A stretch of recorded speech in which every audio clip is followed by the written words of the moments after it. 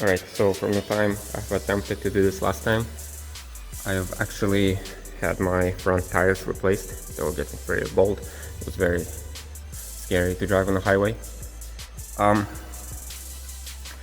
I just came here to do the suspension work.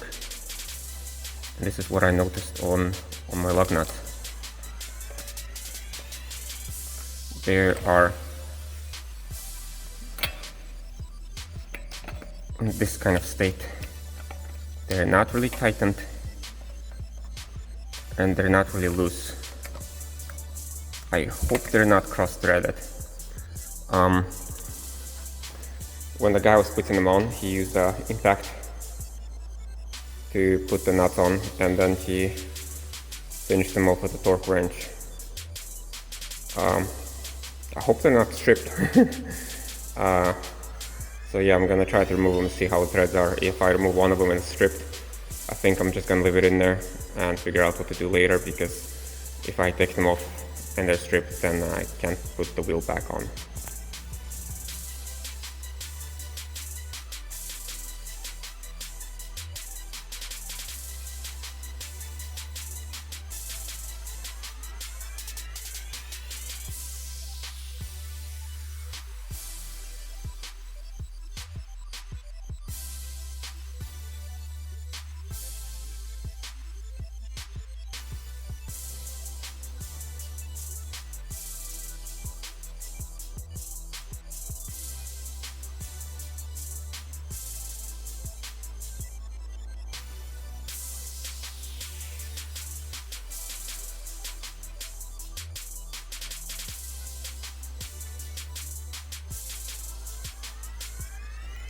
Alright, so none of the lugs were stripped, at least it didn't look like it. Looks like they're all fine. That was really weird how they were not loose, but not fully tightened either. Yeah, I saw how the guy was doing it. He was using impact drive, but it didn't look like it was a lot of torque on the impact drive, so I didn't think it would have stripped the bolts. But anyway, yeah, haven't never seen something like that before. Oh, also maybe it's because my lug nuts have anti-seize on them. Maybe the lug nuts got loose afterwards because he torqued them to the spec of dry threads, but my threads are not dry. Anyway, next, this is the part to remove. This is the replacement part. And that's what it looks like. First, I'm gonna break this nut loose. If that goes well, then I'm gonna break this nut loose and see if I can remove it here. And if I have successful here, then I'm gonna start unthreading it. So this is not the proper way to do it. The proper way to do it is to use wrenches, but vice grips work as well.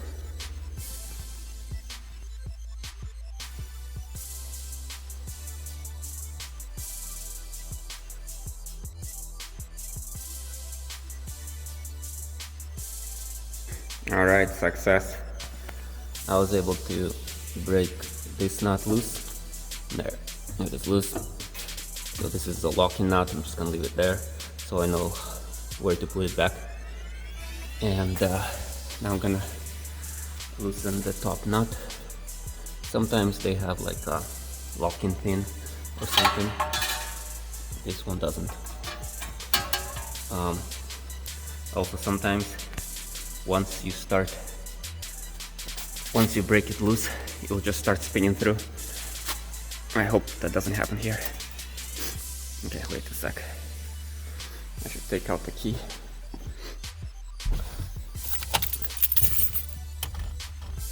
There we go. Now it's locked, and there we go. That was easy. Yeah, so breaking it loose, I didn't expect to be much trouble. And by the way, this is 18mm. But getting this stud out of here sometimes can be quite a loud ordeal. Okay, let me see.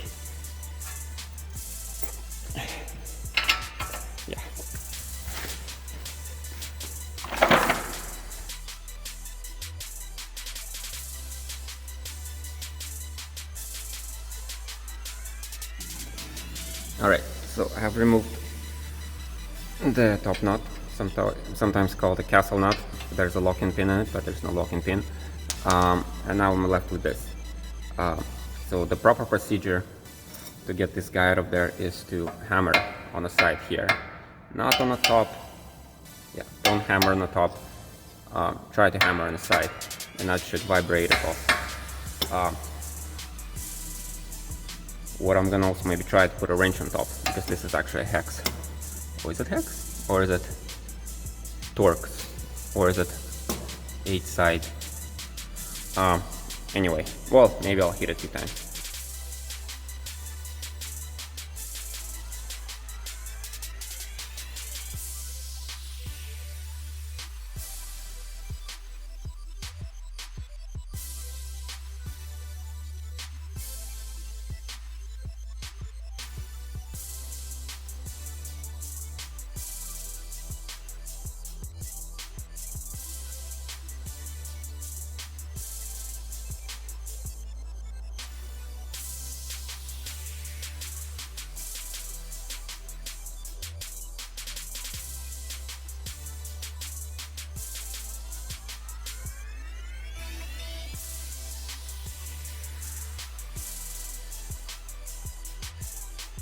Alright, so I came to storage room because I gave up trying to hammer it out without a hammer, and I can't find the hammer in storage room either. It means the hammer must be in the trunk. Okay, going back to the car. I remembered. The hammer is in the other car. Yay!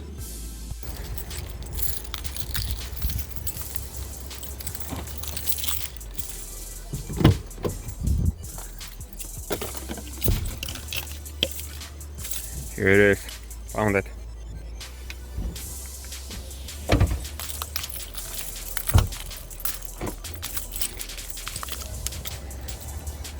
The tool required for the job.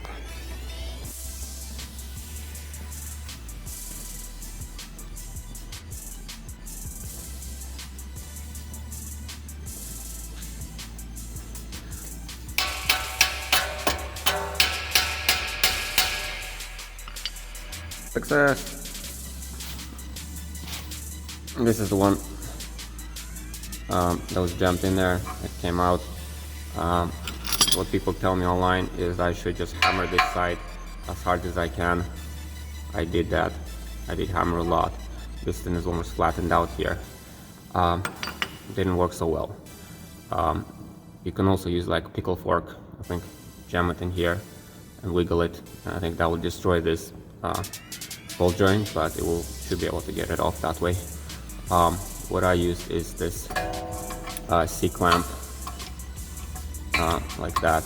One side jammed underneath the knuckle, the other one on top of the nut, and yeah, kind of like that. And I was able to press it out. It wasn't like a direct presser, it was like a little bit at angle. Anyway, it popped off. It's here now.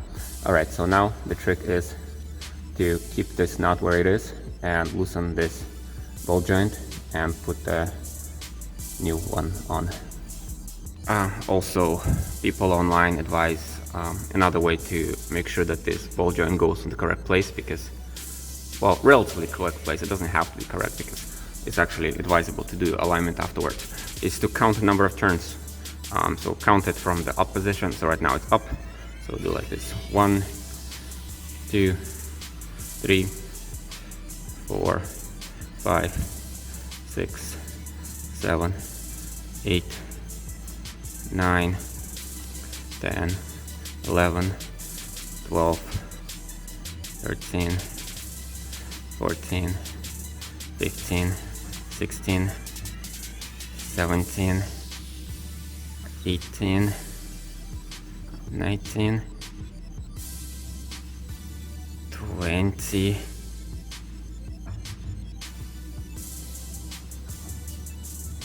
21, 21 and a half. All right, and this is a new one. Let me open it. Yes, look at this beautiful thing. So yeah, the one thing I was concerned about is the grease fitting on the back. So this does not require grease fitting, and just leave it as is. I just don't want to have extra tools. That's why I did not want a grease fitting. And this is supposed to be OEM part. There's no aftermarket parts. Well, actually no, there's some cheap aftermarket parts I think that don't come with grease fitting. So maybe this one is already been replaced. Maybe this is not OEM. But this one's supposed to be OEM, made by Ford. And so technically, if they're both identical, they would keep the alignment the same, but since I can obviously see that they're not identical already, the alignment might not be the same. Anyway, yeah, so just twist this back on the same way it came in, and it should also bottom out at 21.5 turns. But before I do that, actually I want to apply some anti-seize grease on these threads, just to keep them from rusting and stuff.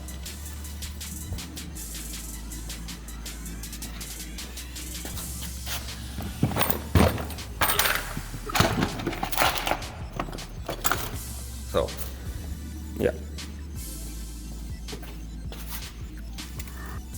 and there we go. Actually, I've just noticed, yeah, this one looks, it doesn't have any Fomoco marking. And this one actually, there's written Fomoco right there, Ford Motor Company, Fomoco. Over here, there's no markings of Fomoco. And also, if you look at it, this part right here is actually noticeably thinner. So yeah, this is probably some kind of cheap aftermarket part. So the alignment might be slightly out of whack once I install this, but it's a whole lot better than loose alignment. And this thing was like completely loose and shot. Yeah. All right. So I think it took about 22 turns or something to get this guy fully bottomed out on a locking nut. The locking nut's still not locked. Just gonna get this guy pressed in here first. So it is loose. You just have to tighten this nut over here, and it kind of wedges itself in there shut. As you've seen, once it's wedged in there, it's really difficult to get it out of there. Or maybe it was over torqued. Then also, yeah, kind of disappointed that new tie rod end did not come with a nut. This is the old rusty nut I had on here before, and I have to keep using the same old rusty nut. Would be nice if they came with a new one. As I was installing it, I thought it was a good idea to actually check what is the torque spec, because maybe it was over torqued. That's why it was wedged in there so hard that I couldn't hammer it out. And online resources tell me it's about 59 inch-pounds, I think. Anyway, so this is a torque wrench. So it has a scale here, and so you pull this one, you can rotate and adjust. So right now I have it set, oh, there, this is the inches. So right now I have it at 50 and at 0, and the online guide says I need about 59, so I think that would be, actually 59 is kind of weird. Well, maybe that's how it is. Yeah, there we go. 50 and rolled more, so I got 59, almost up to 70. Yeah. And then let's get this socket on here.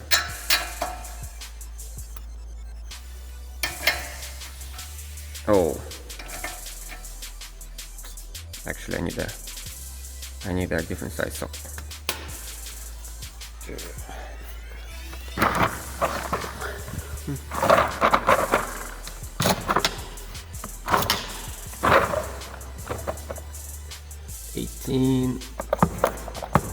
Yes, this actually might work better. This is the deep socket. Nice. There we go. And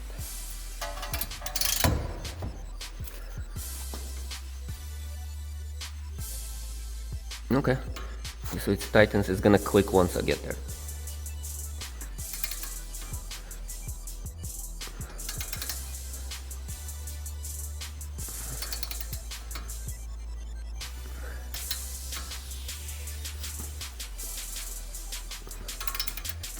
Oh man, I'm scared. Kind of a lot of torque. I don't want to strip this.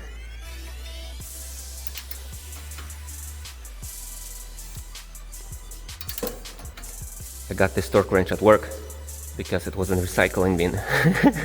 But I've tested it on a bench. I think it was working properly.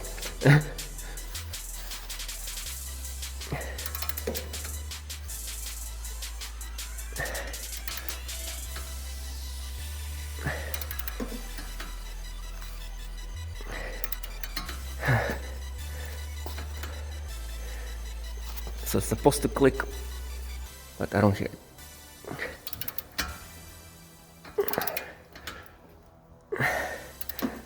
But also the torque is not getting any tougher.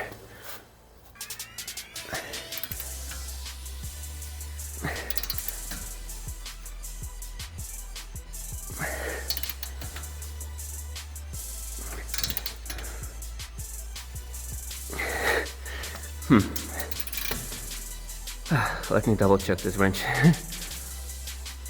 Alright, my cell phone is almost dying, but yeah, it's all in there, it's all finished. Just gotta get the wheel back in there, put the car on the ground, and go to sleep. This is past my sleep time by about 30 minutes. Yeah, I'll try to get this done as fast as possible. Alright, and I'm done. This is what my trunk looks like. It's a mess. Have 2% left on the phone, gonna die any minute now. Just one last thing I wanted to say is I did check the other side of the car ball joint if it matches the one I took out on the left side, and it does matches. So they're both parts that I don't stamp with Ford brand or Fomoco. So it could be that from the factory it came with these parts, not Fomoco parts. I don't know what that means. Maybe that's original, or maybe they have been both swapped out. Anyway, that'll be the end of this video. See ya.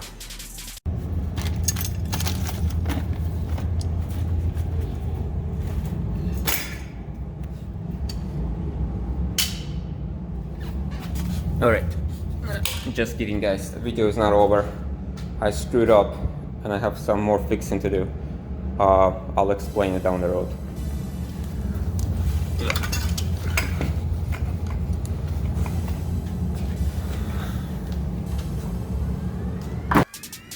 Okay guys, I lied. When I was installing the ball joint yesterday, or the tie rod end, I did over torque it. Having a torque wrench gave me confidence that I was not gonna wreck anything, and that it was exactly my downfall. I really expected torque wrench to click or to make an audible sign that it's over torqued, but such thing didn't happen. Well, I mean, actually it did happen, I just didn't notice it. The torque wrench is really quiet when it's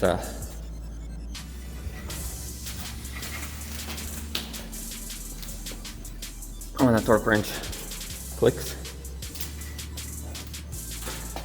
It clicks so quietly that I didn't notice when it was at the torque spec. And also I thought I was spinning through the stud, so I wanted to keep torquing it faster and faster, while really I was just getting close and close to the point of stripping the nut. So I've got some replacement.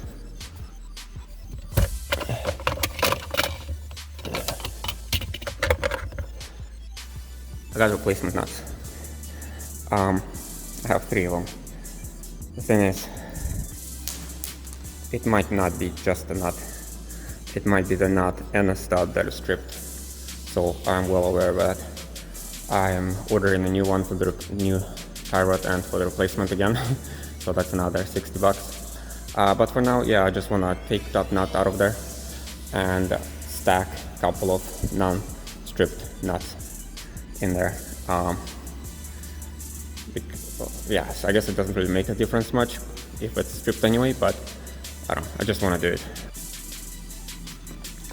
So I struggled for a while with jacking up this car because it's kind of low and my jack is not such a low profile, and I didn't want to use this pinch weld because pinch weld is very sharp, and when I put piece of wood under it, they just tend to split. But this is actually a really nice point I've discovered here. You can put the jack under this.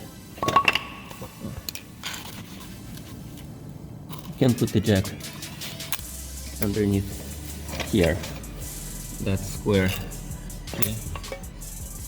K-member, like that, with a piece of wood.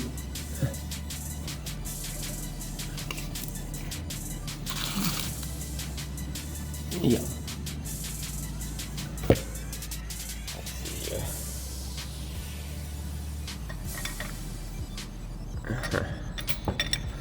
And that way you can jack up easily from the wheel well. That's what it looks like underneath, and that's what it looks like from the side there. Yeah, easy way to, or a nice way to jack up that way. You don't need to have low profile jack stand, and fits in easily and easy to see what you're doing, and you're not damaging the rails.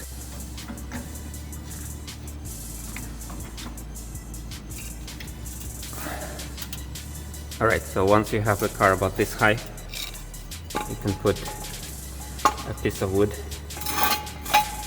1x4, 1x3, whatever, on a jack stand, and slide it underneath the rail and lower it slowly. So the reason to use a piece of wood, because if you put it metal on metal, there is a high chance that will scratch, or the paint, like right there, that little chip right there, that was me. That's why I use piece of wood, so you don't put chips in your rails or dents. That's gonna cause a corrosion. I've coated it with some clear coat or something. I don't remember what I used, but whatever I had on hand. Yeah. And here we go. And don't leave your car on a jack stand, or I mean on a jack for a long time, because those things just decompress automatically. Not automatically, but slowly and surely. Anyway, I'm gonna take off the wheel and try to fix my mistake. Alright, yeah. Yeah, so this nut is stripped. While driving, I had an extra nut on top of it, because this one is stripped. So my plan is to, yeah, I can't remove it by turning it, just does nothing. My plan is to use an angle grinder and take off a side of it and maybe another side of it, and then I should be able to get this nut out of here and replace it. Yeah, so we'll see how that goes.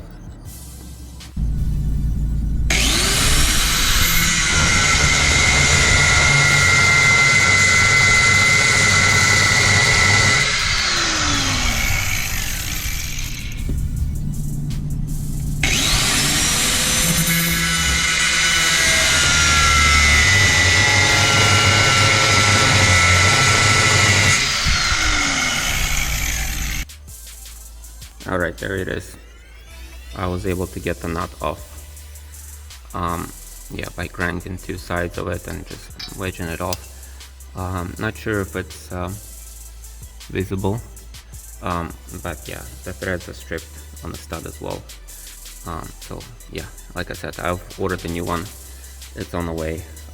For now, I'm just gonna stack a bunch of bolts so that they actually reach the threads.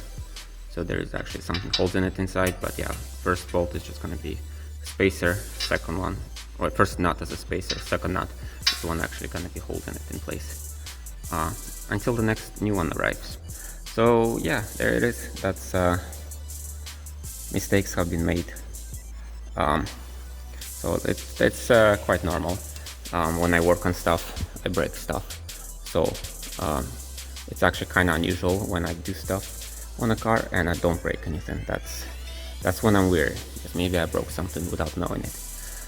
But yeah, anyway, I'll try to stack a bunch of bolts now, or a bunch of nuts. And there it is, the embarrassment.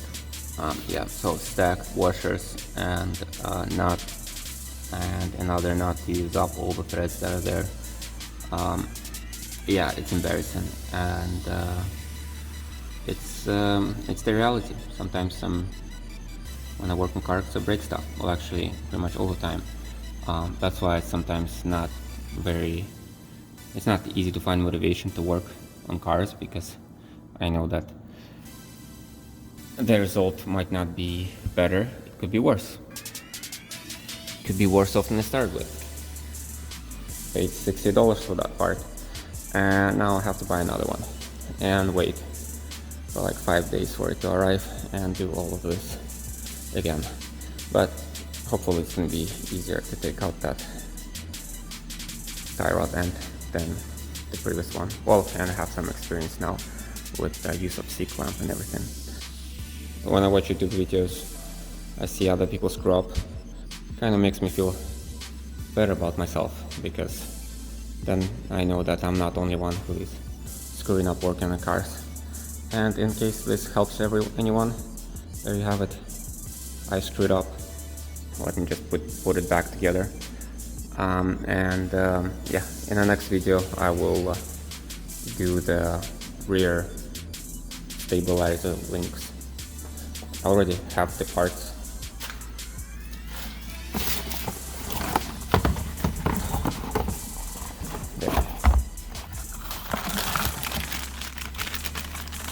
Stable link.